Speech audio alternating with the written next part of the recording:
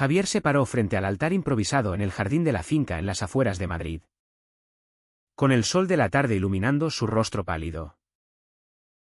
En ese momento, cuando el oficiante preguntó si alguien tenía algo que decir, Javier levantó la mano temblorosa y sacó un sobre arrugado de su bolsillo. Antes de casarme con Miguel, dijo con voz quebrada.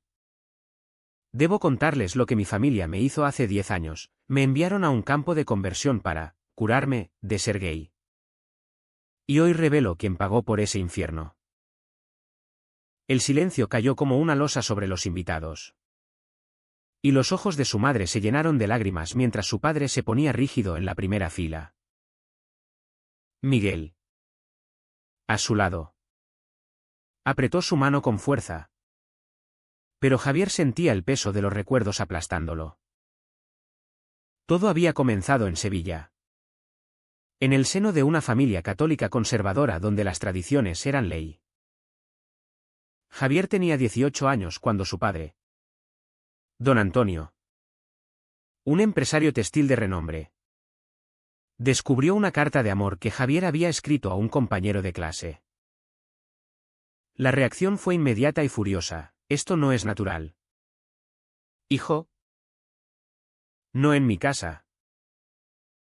Sin darle tiempo a explicarse, lo arrastraron a un centro remoto en las montañas de Andalucía, disfrazado de retiro espiritual. Allí, bajo el pretexto de terapia, Javier soportó sesiones de oración forzada, charlas sobre el pecado y aislamiento total. Cada día era una batalla contra su propia identidad. Con psicólogos dudosos que le decían que su atracción por los hombres era una enfermedad curable con disciplina y fe. Los primeros meses fueron un torbellino de confusión. Javier intentaba resistir. Pero el lavado de cerebro era sutil y persistente. Le mostraban vídeos de familias felices donde ex-gays contaban sus testimonios. Y le obligaban a escribir diarios confesando sus pecados. En las noches, solo en su celda fría, Javier se preguntaba si realmente estaba roto. ¿Era su amor por los chicos una maldición? ¿Cómo le decían? La presión familiar lo acosaba incluso desde lejos, cartas de su madre, Doña María, implorándole que cambiara por el bien de la familia.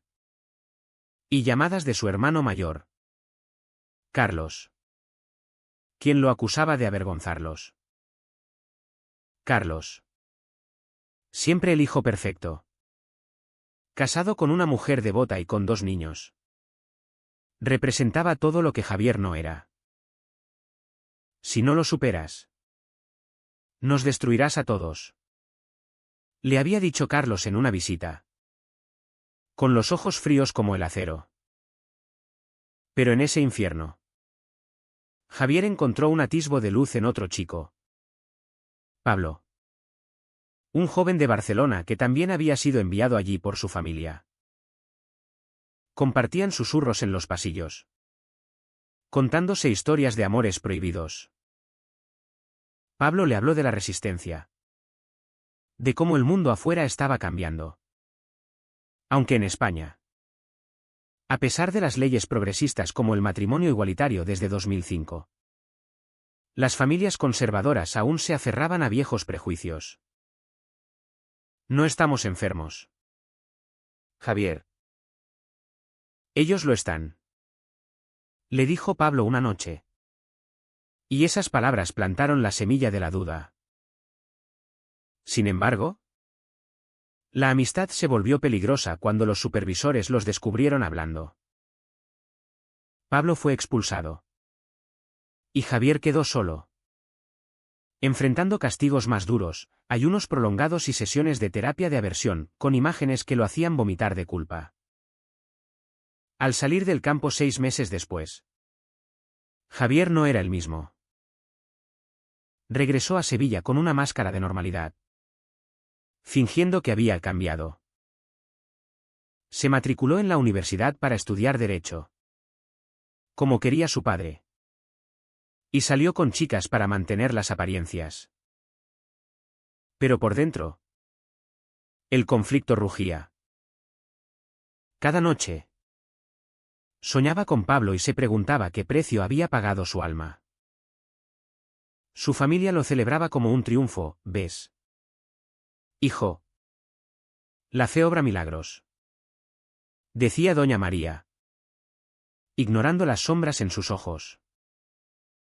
Carlos, por su parte, lo vigilaba de cerca, reportando cualquier desliz a los padres. Era una traición sutil, disfrazada de preocupación fraternal.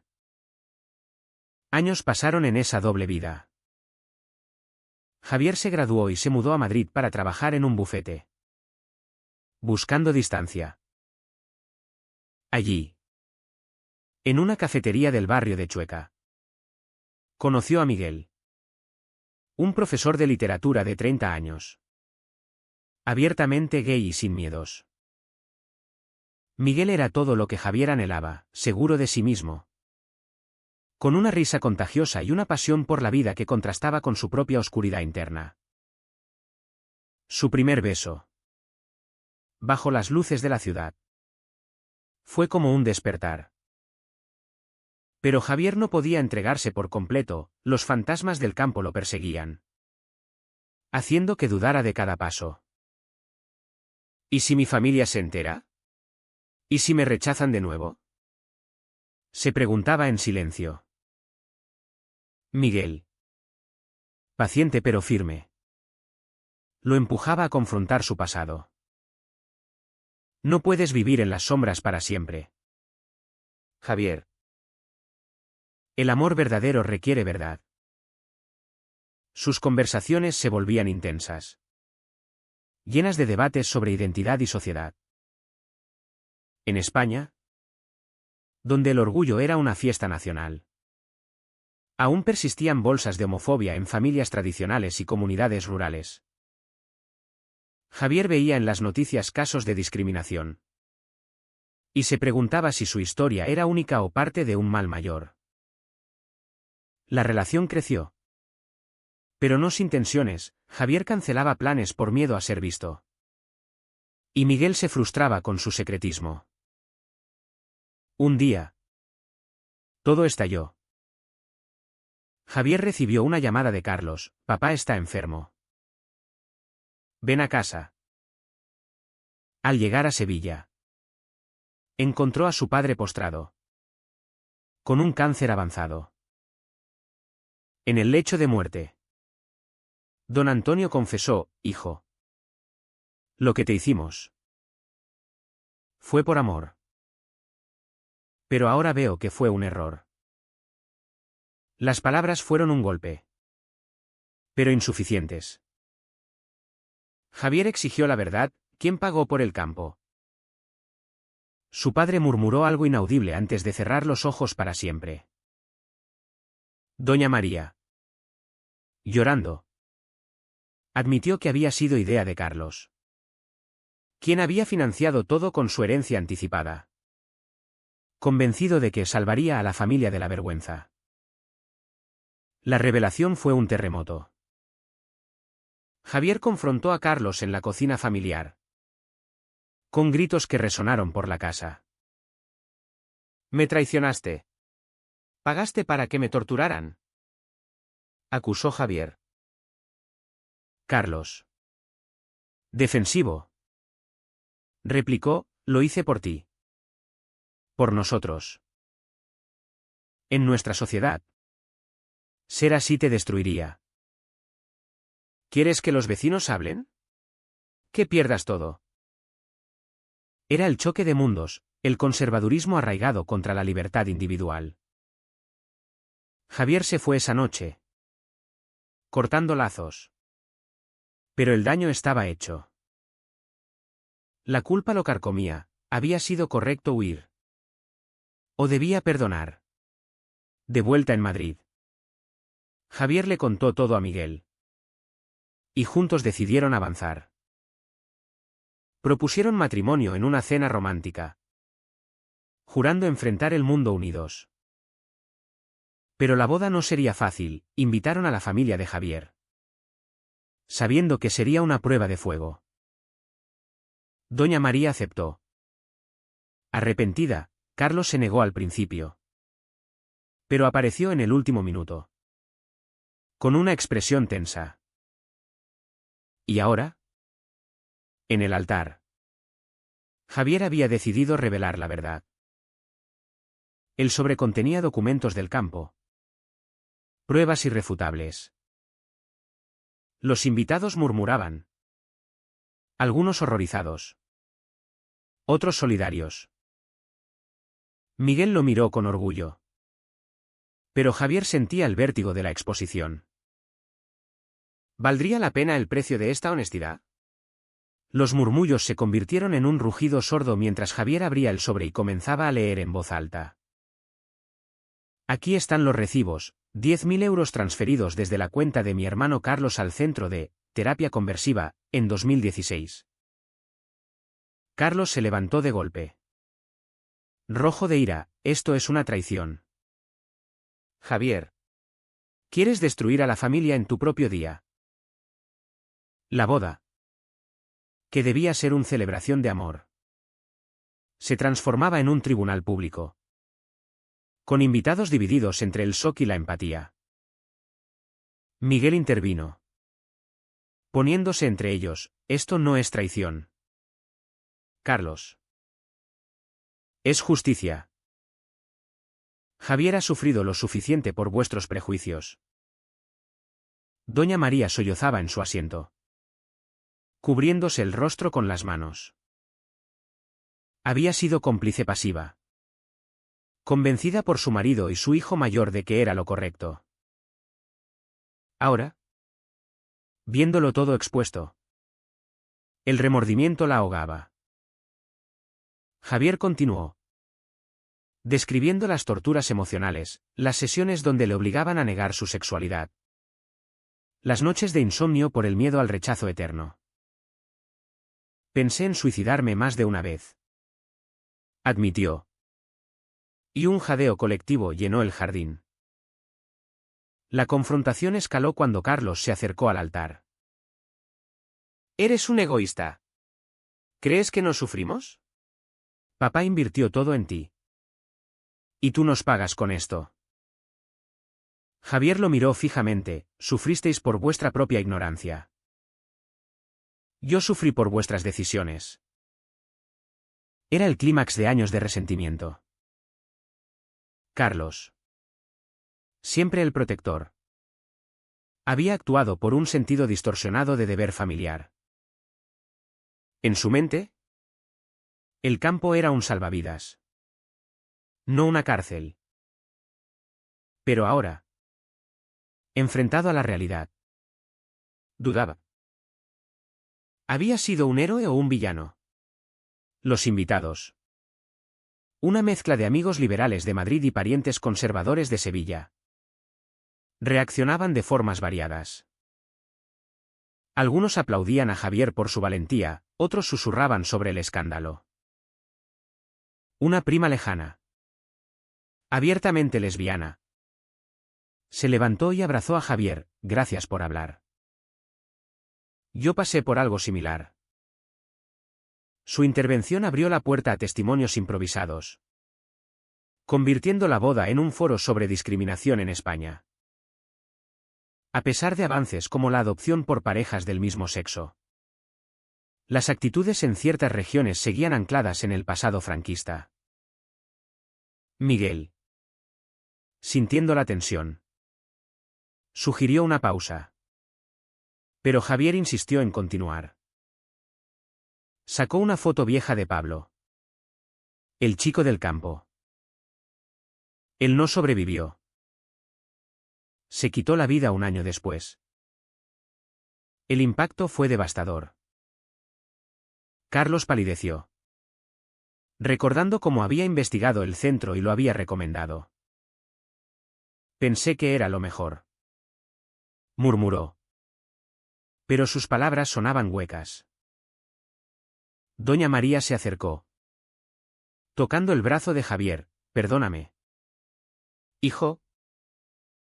No sabía el daño que causábamos. Era un momento de vulnerabilidad. Pero Javier no podía perdonar tan fácilmente. El perdón requiere cambio. Mamá.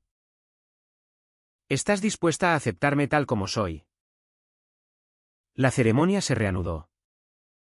Pero el ambiente estaba cargado. Javier y Miguel intercambiaron votos, prometiendo honestidad y apoyo mutuo. En un mundo que nos obliga a escondernos, elegimos la luz, dijo Miguel. Y Javier asintió, aunque su corazón latía con ansiedad. Después de los sí, quiero, la fiesta comenzó. Pero las conversaciones giraban en torno a la revelación. Carlos se apartó a un rincón, bebiendo solo, cuestionando sus creencias. ¿Había sacrificado a su hermano por una ilusión de normalidad? La sociedad española, con su mezcla de progresismo urbano y conservadurismo rural, lo había moldeado así. En los días siguientes, la noticia se filtró a las redes.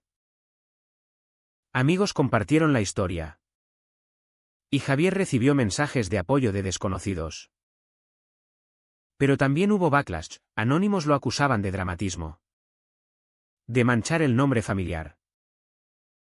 Miguel lo ayudaba a navegar el torbellino emocional, recordándole que la verdad liberaba. Juntos, asistieron a terapia de pareja, donde Javier desentrañaba sus traumas. Siento que traicioné a Pablo al no hablar antes, confesaba. Miguel respondía, hablas ahora. Y eso salva vidas. Mientras tanto, en Sevilla, doña María confrontaba su propio conflicto. Viuda y sola, reflexionaba sobre su rol en la familia. Había educado a sus hijos en la fe estricta. Pero ahora veía cómo eso había herido a Javier. Llamó a Carlos, tenemos que cambiar. Hijo. Por él. Carlos, resistente al principio, comenzó a dudar. Leyó artículos sobre los daños de la terapia conversiva, prohibida en muchas comunidades autónomas pero aún practicada en sombras. ¿Era hora de disculparse? Javier, fortalecido por Miguel, decidió demandar al centro. Era una batalla legal arriesgada, pero simbólica. Contactó a organizaciones como FELD, la Federación LGBT Española, que lo apoyaron. El proceso reveló más víctimas, creando una red de solidaridad. Pero el costo era alto, noches de insomnio. Discusiones con Miguel sobre el estrés. ¿Vale la pena revivir el dolor?, preguntaba Javier. Miguel asentía, sí. Por los que vienen después. Carlos, al enterarse de la demanda, sintió pánico. Si salía a la luz su involucramiento financiero, su reputación como empresario sufriría. Llamó a Javier, retírala. Te daré lo que quieras. Era una oferta de soborno disfrazada de reconciliación. Javier rechazó, no se trata de dinero, sino de justicia. La llamada terminó en gritos, profundizando la brecha fraternal. Doña María, mediando, viajó a Madrid. En una cena tensa, imploró unidad. Somos familia. El pasado no debe destruirnos. Javier, con lágrimas, respondió, el pasado nos define hasta que lo enfrentamos. Miguel observaba, admirando la resiliencia de Javier pero preocupado por su salud mental. La noche terminó en un abrazo tentativo, Pero las heridas seguían abiertas. A medida que la demanda avanzaba, Javier enfrentó testimonios públicos. En una audiencia, describió las sesiones, exponiendo su vulnerabilidad. Periodistas lo entrevistaron, convirtiéndolo en un símbolo involuntario. La sociedad debatía, ¿eran los campos un relicto del pasado o una amenaza actual? En España, con su historia de represión bajo Franco, el tema resonaba profundamente. Carlos, presionado, confesó a su esposa, lo hice por amor. Pero fue equivocado. Ella, progresista, lo urgió a rectificar. Finalmente, Carlos contactó a Javier, testificaré a tu favor. Era un giro inesperado. Un sacrificio por redención. ¿Podría Javier confiar en él? La audiencia en el Tribunal de Madrid fue un circo mediático. Javier, sentado en el banquillo, revivía el horror ante jueces y abogados. Me robaron mi identidad, declaró, con voz firme pero ojos húmedos. Miguel lo apoyaba desde la galería, junto a doña María, quien había venido para mostrar solidaridad. Carlos, sorprendentemente, subió al estrado. Yo financié el envío de mi hermano al centro. Creía que lo ayudaba. Pero ahora veo que fue abuso. Su admisión causó conmoción, flashes de cámaras iluminaban su rostro avergonzado. Era un acto de contrición. ¿Pero genuino o estratégico? El director del centro, un hombre mayor con aire de santurrón, defendía, ofrecemos guía espiritual, no terapia ilegal. Pero evidencias de víctimas desmontaban sus mentiras. Pablo fue mencionado. Su suicidio ligado al trauma. Javier sintió un nudo en la garganta al oír su nombre. Podría haber sido yo, pensó.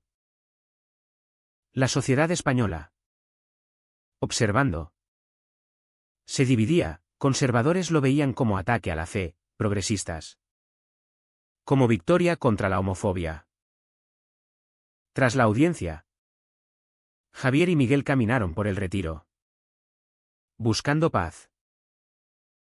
Estoy orgulloso de ti, dijo Miguel, besándolo suavemente. Pero Javier dudaba, he expuesto a todos. ¿Y si Carlos miente? Miguel razonaba, las acciones hablan. Dio un paso. Su relación se fortalecía en la adversidad. Pero no sin costos. Miguel sacrificaba tiempo de trabajo por apoyarlo. Y Javier se sentía culpable. En Sevilla, Carlos lidiaba con las repercusiones. Su negocio sufría boicots de clientes conservadores. Irónicos aliados perdidos. Su esposa lo presionaba, admite tu error públicamente. Carlos escribió una carta abierta en un periódico local, fui parte del problema. Ahora busco ser parte de la solución. Era un riesgo, pero liberador. Doña María, leyéndola, lloró de orgullo mezclado con pena. Javier recibió la carta y sintió un atisbo de esperanza. Llamó a Carlos, gracias. Pero el perdón toma tiempo. Conversaron horas, desentrañando resentimientos. Carlos admitió sus miedos, crecí en un mundo donde ser gay era pecado. Papá me enseñó eso. Javier replicó, el mundo cambia. Tú puedes cambiar. Era un diálogo doloroso, lleno de acusaciones y empatía. La demanda culminó en una victoria parcial, el centro cerró. Y se ordenó compensación. Javier donó su parte a organizaciones LGBT. Pero el triunfo era agridulce, el daño emocional persistía. En terapia. Javier exploraba su ira. ¿Por qué mi familia priorizó la imagen sobre mi felicidad?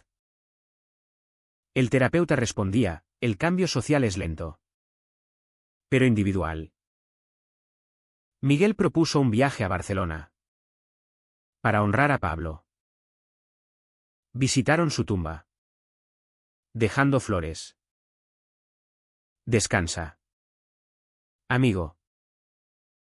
Tu historia vive, murmuró Javier. Era un cierre simbólico, pero abrió nuevas heridas. De vuelta. Discutieron sobre tener hijos. ¿Estamos listos con todo esto? Miguel quería adoptar, Javier temía transmitir traumas. Doña María visitó más seguido, integrándose en su vida. Cocinar juntos. Compartir anécdotas. Te quiero como eres, decía. Era genuino. Pero Javier vigilaba. Carlos se unió en una cena, torpe al principio, pero progresando. Preguntó sobre Miguel, ¿cómo os conocisteis? Historias fluyeron, rompiendo barreras.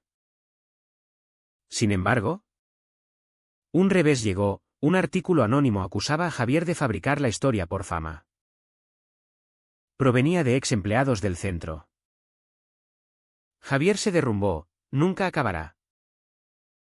Miguel lo consoló, luchamos juntos. Publicaron una respuesta, ganando más apoyo. La sociedad debatía intensamente. En foros. Gente cuestionaba, ¿deben las familias intervenir en la orientación sexual? En España, con su diversidad, el consenso crecía hacia la aceptación. Javier se convirtió en activista, hablando en eventos. Cada charla era catártica, pero agotadora. Carlos, inspirado, donó a causas LGBT. Era su forma de pagar. En una reunión familiar, propuso, reconstruyamos. Javier aceptó tentativamente. Miguel observaba, el amor vence. Pero con esfuerzo. A medida que el tiempo pasaba, Javier reflexionaba sobre sus decisiones. ¿Había valido la pena la exposición? La respuesta era sí, pero con matices. Su relación con Miguel florecía, planeando una luna de miel en las Canarias. Doña María organizaba, mostrando cambio. Pero tensiones persistían. En una discusión, Carlos admitió, aún lucho con esto. Javier respondió, todos lo hacemos. La clave es intentarlo. Era un equilibrio frágil entre perdón y accountability. Los meses posteriores a la boda y la demanda trajeron una calma tensa. Javier y Miguel se mudaron a un apartamento más grande en Malasaña, simbolizando un nuevo comienzo. Decoraban con fotos de su viaje. Pero Javier aún tenía pesadillas del campo. A veces siento que nunca escapé, confesaba. Miguel lo abrazaba, estás libre ahora. Somos libres. Doña María se mudó temporalmente a Madrid, ayudando con la transición. Cocinar paella juntos se convirtió en ritual de sanación. Perdí años contigo, decía ella. Javier respondía, ganémoslos ahora. Carlos visitaba esporádicamente, trayendo a sus hijos. Los niños, inocentes, preguntaban, ¿por qué dos tíos se casan? Carlos explicaba, porque se aman. Como mamá y papá. Era progreso. Aunque forzado. Pero no todo era idílico. Javier enfrentó burnout del activismo.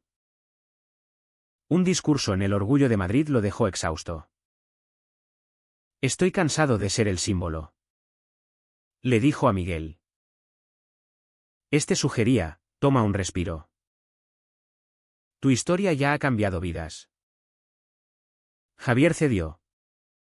Enfocándose en su trabajo legal. Defendiendo casos LGBT.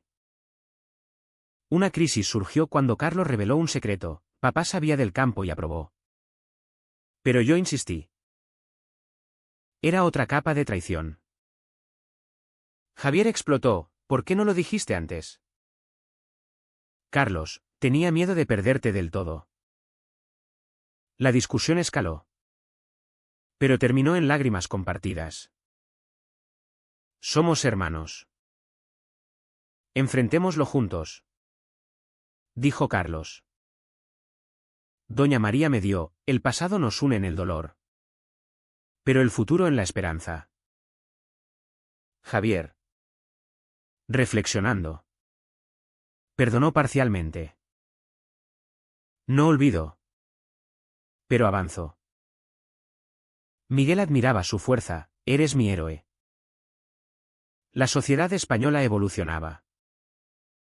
Leyes contra la terapia conversiva se endurecieron. Citando casos como el de Javier. Él testificó en el Congreso. Influyendo en políticas. Pero el costo personal era alto: ansiedad crónica. Terapia continua. En una cena familiar. Todo convergió. Carlos trajo documentos: vendí parte del negocio para donar a tu causa. Era un gesto genuino. Javier abrazó a su hermano: gracias. Doña María sonrió: somos una familia de nuevo. Miguel y Javier adoptaron un perro. Practicando paternidad. Planeaban hijos: crearemos un hogar sin prejuicios. La vida fluía. Con altibajos. Años después. Javier escribió un libro sobre su experiencia. Titulado Sombras de la conversión. Se convirtió en bestseller. Sparking debates nacionales. En entrevistas. Enfatizaba: la aceptación empieza en casa. Pero en privado. Dudaba: ¿había sacrificado demasiado? Miguel respondía: no. Ganaste libertad. La historia culmina en una reflexión: Javier, mirando a su familia reunida, se pregunta si el perdón justifica el dolor. ¿Es correcto perdonar a quienes te dañaron por amor? ¿O el verdadero amor exige justicia inquebrantable?